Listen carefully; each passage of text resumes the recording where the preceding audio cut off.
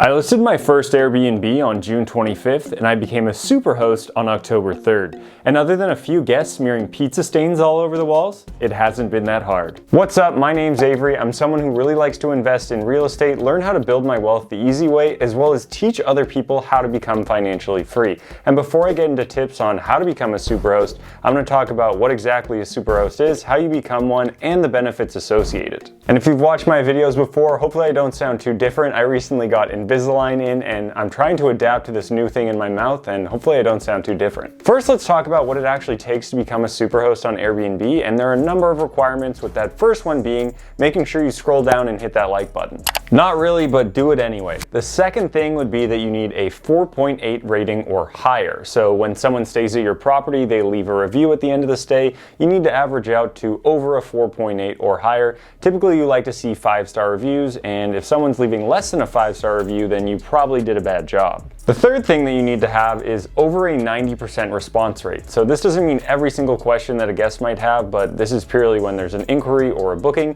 You need to make sure that you respond to that booking within a timely manner. The fourth, and one of the things that takes longer to obtain, would be the number of stays that you need to have. So you need to have 10 completed stays, which means 10 separate guests have to stay in the property, or you need to have 3 separate stays that total 100 nights over time. So for me, I've had over 12 guests stay at my Airbnb, but it's only come across about 43 nights, and that means I haven't hit the 100 nights yet, but I've hit over 10 completed stays. The fifth thing that you need is less than a 1% cancellation rate. So if someone books your Airbnb and then you cancel on them, that would add to your cancellation percentage. So if you have 100 guests stay at your property and you cancel on one of them, you are at 1%. So you can see that you can cancel on virtually nobody if you want to hit this metric. That's how you actually become a superhost, but once you are a superhost, you get about 7 benefits from Airbnb that kind of help you. Most of them are kind of irrelevant, but a couple of them are really key to make your listing far more profitable and more searchable for everybody. The first one I think is super trash, but you get a $100 coupon from Airbnb every single year that you keep your superhost status. Yes, it's possible to lose your superhost status if you fall out of all of those requirements that I talked about at the beginning, but every single year that you have it and you want to go stay somewhere in an Airbnb, Airbnb gives you a $100 coupon. Number 2, and one of the best things about becoming a superhost, is that Airbnb will push your listing to more people. It'll rank higher in search, which just means you'll get more listings, more eyes, and a better click-through rate when it comes to your Airbnb. This one is probably the biggest helper in it becoming far more profitable, because more people seeing your Airbnb, just the law of large numbers, the more people that see it, the more likely you're going to get a booking, more people book it, better money, all of that good stuff. The third thing that you get is you show up in the filter for superhosts, because in Airbnb, when you're going to look for a property to stay in, there are a number of filters: bedrooms, bathrooms, number of guests, certain amenities, and one of those filters can be superhosts, because people who are out there looking for a place to stay want to stay with hosts who are proven to have done a good job. The fourth thing that you get is the badge, and the badge is awesome because it isn't just associated with the property that you have and that you got your Airbnb superhost status with, but any new listing you create or any new property that you have, it'll go to that property and put you to the top of the listings and top of the rankings for Airbnb in that area, or the same area if you buy a property in the same spot. So when someone is looking at your Airbnb, the cover photo will read superhost, which makes people feel better about your listing. And then also by your little profile picture, there'll be a cool little badge that will show you are also a superhost. The fifth thing that you get, and something you still get if you are not a superhost, is you get a referral bonus when you refer someone else who creates a listing.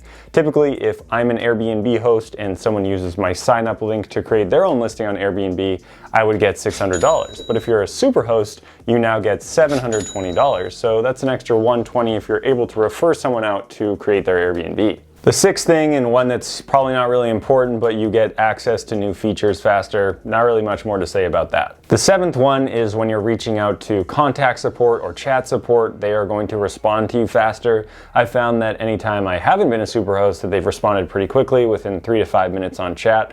So if it's much faster than that, I guess that's pretty cool, but it already seemed pretty fast to begin with. Those are the requirements for a superhost and what you get once you're actually a superhost. And now I'm going to go over 5 tips that helped me become a superhost in 3 months, which is pretty fast. The other thing that I want to mention about Airbnb is they only check it once a quarter. It's not an ongoing thing that they look at. So if, let's say, on October 2nd you hit all of those requirements to become a superhost, the next time that you could actually become one wouldn't be until January 1st.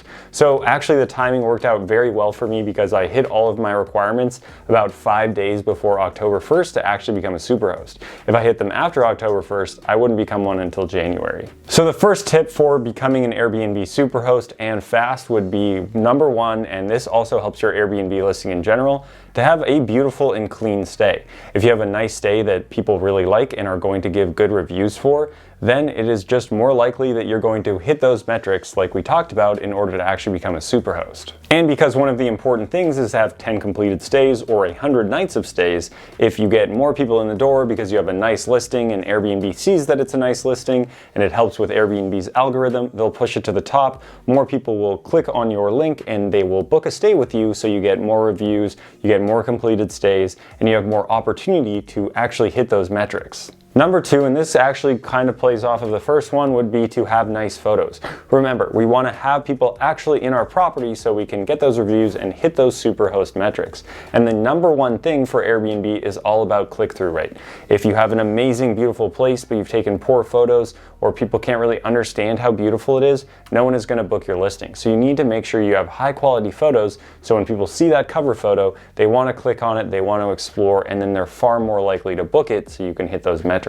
The third thing that you want to have is a differentiated stay. Now this is going to be important in order to drive more revenue, but will also get you more guests. Again, hit those metrics alongside the first two.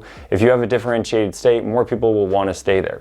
So for me, I'm in the self-proclaimed golf capital of the world in Pinehurst, North Carolina, and my property sits on the fairway of one of the golf courses, so you can sit out on the back deck and actually watch people golf. Some other things you could do to have a differentiated stay in this place: potentially put a golf simulator on the home, or have a putting green in the backyard, or something like that, as to why people would want to click on it.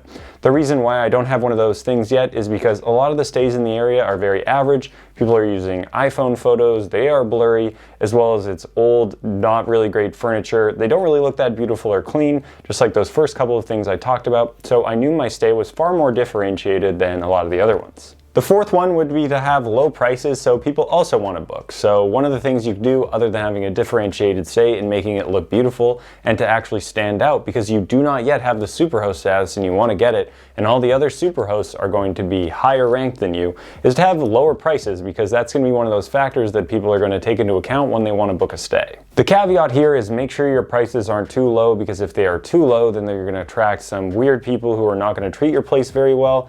I did that for a couple of stays, which is why I had the pizza stains all over the walls. And a sub-bullet of this one, plus all the other ones, is that when someone is leaving the property and they're done and you're talking about the checkout process, just physically ask them to give you a 5-star review. I've seen a lot of videos out there where people say they're going to give the other person a 5-star, or at the very beginning say you're committed to giving them a 5-star stay. I still say that thing at the very beginning, but instead of at the end just saying, "You were such a great guest, I'm going to give you a 5-star review and I'd appreciate a review in return, and let me know if there's anything wrong," I just say, "I'm going to give you a 5-star review. I'd appreciate if you give me one too, and tell me what you liked." I don't want to give them an opportunity to say what they didn't like, because not everyone understands that it's pretty much a 5-star review if it's not bad or good, and then it's bad if it's anything below a 5. The fifth thing that you need is to make sure that it's professionally managed and that you also have nice amenities, and that you're not lying on your listing, because if you say something is there on your listing and someone gets there, then they're going to complain about it and leave you a bad review. But if you're professionally managed and have good amenities that are actually there, people are going to say, "Wow, this is exactly how it looked, this is exactly what I expected, and I'm very happy with it."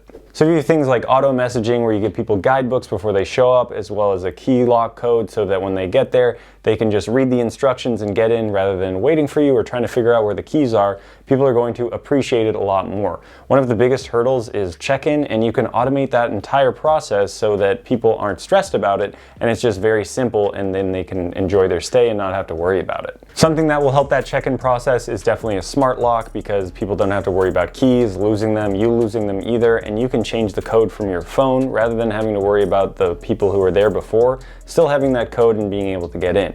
And the last thing that you need is to make sure you also have nice amenities to give that little extra touch, kind of that hotel feel, so that people will want to stay again and want to leave good reviews and actually mention those little things so other people will see them and then also book your property as well. So some things that I offer are to make sure that my beds are highly comfortable. I know some people who really cheap out on furniture, but I put some good money into having nice furniture, nice beds, and making it a relaxing and enjoyable stay.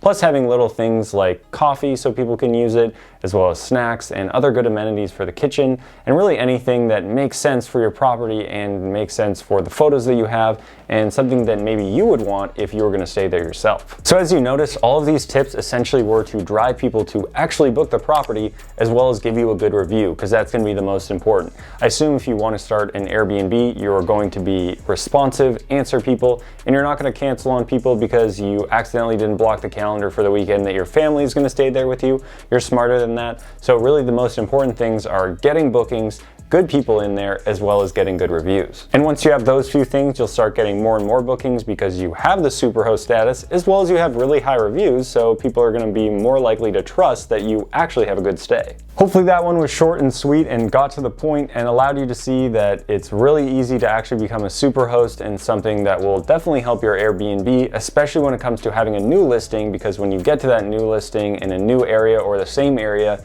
Airbnb automatically gives it a bump, but if you're also a SuperHost, you'll get an even higher bump when it comes to search. So let me know what questions you guys have in the comments about starting an Airbnb, automating the Airbnb process, or potentially how you could utilize Airbnb to become financially free, and I'd be happy to answer those. And if you guys like this video, don't forget to hit that like button, subscribe, tap the notification bell so you can get more information on how to invest in real estate, become financially free, and build your wealth easily.